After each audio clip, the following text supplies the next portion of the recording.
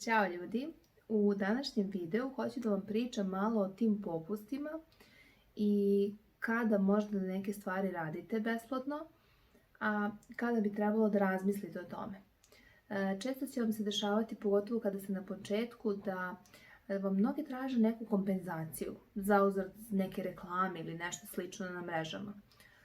Ono što treba da znate je da nije svaka reklama dobra i meni je okej da uradiš nešto za kompenzaciju ili ti besplatno, ali da prosto treba da se raspitaš ko je ta osoba koja ti to traži, da li to tebi stvarno treba i da li ti to želiš da radiš. Mnoge kompenzacije koje sam radila najčešće su se dešavale na mom početku. I najviše sam voljela da ih radim sa fotografima.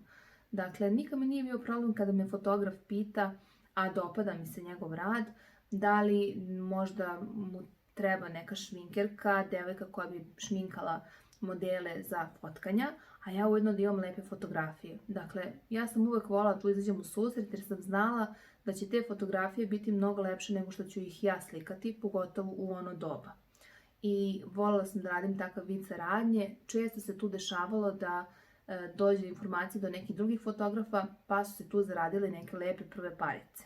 Tako da kompenzacija je prerasla zapravo kasnije u posao, jer su se kroz nju ostvorile neke nove priče, neki novi kontakti i dešava mi se i dan danas da mi kaže neka klijentkinja koja prati moj rad već dugo, da je saznala za mene pre 10 i kusur godina jer sam radila neku kompenzaciju sa nekim fotografom, pa je videla moj rad kod njega ili kod mene na profilu i slično. Tako da mi je to uvek zanimljivo da čujem kako ljude poveže nešto 10 godina ranije još i kako zapamte tebe i tvoj rad, pa ti i dođu. Druga stvar, mnogi ljudi će htjeti da vas iskoriste na početku. Dakle, nisu sve kompenzacije ni dobre. I dan danas mi se dešava da me neko pita jel može za reklamu nešto se uradi, ali prosto ja mogu da platim reklamu ako je do toga. A druga stvar, šta ja dobijem za to, koliko ću se iscimati, da li ću ostvariti neke kontakte, ako da i meni to ide u prilog, ja sam uvek za to, ali u većini slučaja se dešava da mnogi danas na mrežama rade na osnovu toga kao ja ću da ti uzvratim reklamom, a ti me našminkaj besplatno. I to može da radi posao jednom, drugi put. Ali ako ti vidiš da ti osobu tu šminkaš već treći put i tebi niko nije došao preko nje, onda treba da se zapitaš ima li to smisla. Dešavalo se par puta na početku i da te ljudi iskoriste, naravno, da ti obećaju će ti platiti i kad dođe vreme za naplatu, ono kao nemam sada. Tako da moj savjet je da dogovor oko plaćanja uvek ustanoviš na vreme i ako treba da ideš i da se iscimaš za nešto, u smislu ne radiš kod sebe u studiju nego ne ideš na adresu, dogovorili ste neku cenu, da ti se uplati barem neki avans od 50% od ukupne cene i naravno ostatak po završetku rada, ako je reč već o plaćanju. Ja sam kao neko koji je na svom početku, a i dosta kasnije, izlazila sam u susret sa popustima i poznanicama i prijateljicama mojih prijateljica i slično. I smatram da treba dobro da razmisliš da li to treba da radiš, da ti se ne bi obilo o glavu. Ljudi uvek podrazumevaju od tebe kada te donekle poznaju, manje ili više, neki popust.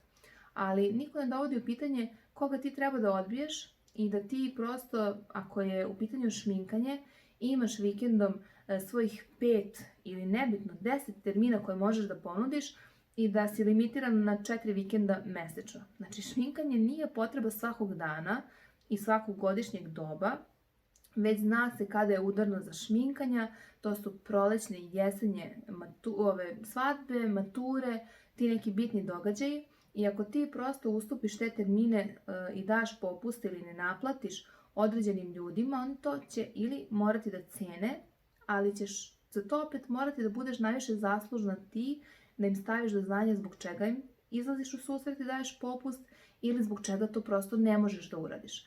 Dakle, ja sam dosta puta izlazila u susret raznim ljudima, cimala se do Kikinde iz Novog Sada, do Sombora, više ne znam gde sam išla za iste pare kao u Novom Sadu ili malo veće, mislim, skuplje me košta taj put nego to šminkanje što sam naplatila, ali donekle to mi je bila škola. Jednostavno, posle sam naučila da jedna je cena kad radim na svojoj adresi, druga je cena kad radim na nečoj drugoj adresi i sad je to za mene amin. Luksuz je da ti dođem kući kada već imam prostor u kome radim, makar to bio i moj stan.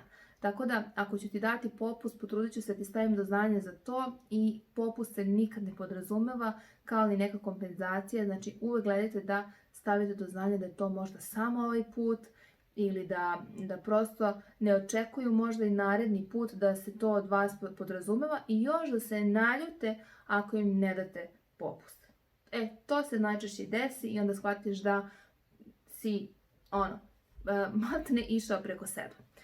Za ovo imam super primjer da vam dam kako će se postaviti ljudi koji vas cene i koji stvarno cene vaš rad i trud, ne samo u šminkanju, prosto u životu, i kako se postave oni koji to ne rade. I tu imam, tačnije najbolji primjer je moja učenica sa kursa, koja mi je nakon kursa, kada je već počela da polako radi i naplaćuje svoj rad, došla da se šminkamo u studiju, da se slikamo i ja je pitam kako je na početku, kako ide, treba neka pomoć, savjet, i ona mi govori kako ima 2 najbolje drugarice i situaciju sa njima. Prva situacija, jedna od najboljih drugarica je zamolila da šminka njenu kumu, znači od njene najbolje drugarice kumu, koja nema veze sa mojom učenicom, za maturu. I moja učenica kaže da naravno vrlo rado će šminkati, kuma od njene drugarice dođe na šminkanje, ona je našminka, ova djevojčica prezadovoljna i kaže joj moja učenica, ok, pošto si ti kum od moje drugarice, tebi će biti šminkanje sa popustom. I ova mala kao ok, tu se neka situacija postavila nekako čudno, ali kao ok. Sutradan je dolazi moje učenici ta njena najbolja drugarica i obasipa paljbu na nju kako je ona mogla da naplati njenoj kumi šminkanje i kako je uopšte nije bilo sramota da joj traži pare. I ova moja učenica koja onako, mislim, nema dovoljno samopouzdanja i ovako već u šoku kao, pa kao ok, pa nisam znala da treba da šminkam besplatno, mislim ona mi nije ništa. Ova se naljutila na nju i ja slušam tu priču i već mi je onako šok i nije mi dobro i već se nerviram. I ona mi kaže, a zamisli, ova druga najbolja drugarica me je pitala da je šminkam, baš nju da šminka za neki izlazak. I na primjer šminkanje tad kod nje je bilo 2000 dinara. Ona nju našminkala sa zadovoljstvom za taj izlazak i devojka izvadi 2000, daje i moja učenica kaže ne, mi smo najbolje drugarice, znači ne pada mi na pamet da mi ti plaćaš. Devojka je govori, ne, ja cenim tvoj rad, tvoj trud, ti si platila tu školu ili uložila si neko vreme, novac, radila si, vežbala si da budeš tu gde si danas, ja sa zadovoljstvom želim da ti platim ovo šminkanje. I ja slušam tu priču i kažem joj, znači nebitno, se zove ona Milica. Milice, sve ti se samo reklo ko ti je najbolja drugarica i bukvalno samo mogu da ti kažem, poslušaj sebe, vidi ko ti je pravi prijatelj, a ko ti je prijatelj samo da te iskoristi. Koliko god da ti misliš da ti je neko prijatelj, neko je prosto tu samo da te iskoristi. Dakle, nije problem ni u novcu, ni koliko nešto košta, ali u toj postavci da se nešto podrazumeva, mene uvek nervira i ja ne volim to tako. Dakle, ako se podrazumeva da ću ja da šminkam nekoga besplatno zarad što neko umislio to u svojoj glavi, još se ljuti na tebe, još ti hoćeš da mu daš popust jer iako tebi ta osoba nije ništa, kao znate se sa nekim bliskim prijateljem drugi. I ti to ne ceniš i ospeš paljbu, šta to govori o toj osobi, a šta to govori o tebi? Dakle, ne dozvolite to sebi, stanite sami sebi u zaštitu i pre svega, pre bilo čega, ja uvek volim komunikaciju, pa i sad kad mi je neko blizak, ako se ja cimam, ako ja ustajem rano, ako ja ustajem u 5 ujutru, dolazim kod tebe ili dolaziš ti kod mene, zauzimaš mi neki termin, nemam problem, neću ti naplatiti ako smo stvarno dobri. I mnogo mi je puta zadovoljstvo da Moje drugarice koje su se venčavale u proteklih par godina, ja im dođem na adresu, našminkam ih, častim ih šminkanje sa zadovoljstvom i još im odnesem poklon. Sa zadovoljstvom to radim. Znači, i ja znam da one to cene. Dakle, meni je to win-win kombinacija. Ali kada mi se nešto podrazumeva, to mi je strašno. Dakle, drugarice koje su cenile taj moj gest i da im dođem i da im uradim šminku i još sam im donela poklon jer sam želela to, uvek su na neki način mi se odužile.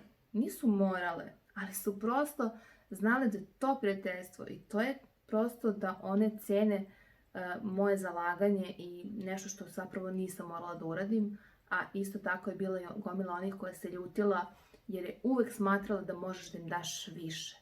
I uvek će biti ljudi koji će smatrati da im možeš da im daš više i da im nisi dala dovoljno, iako si ti dala više nego što si morala i više nego što si trebala. Tako da imaj to u vidu. Piši mi u komentarima šta misliš o ovoj temi i kakva su tvoje iskustva.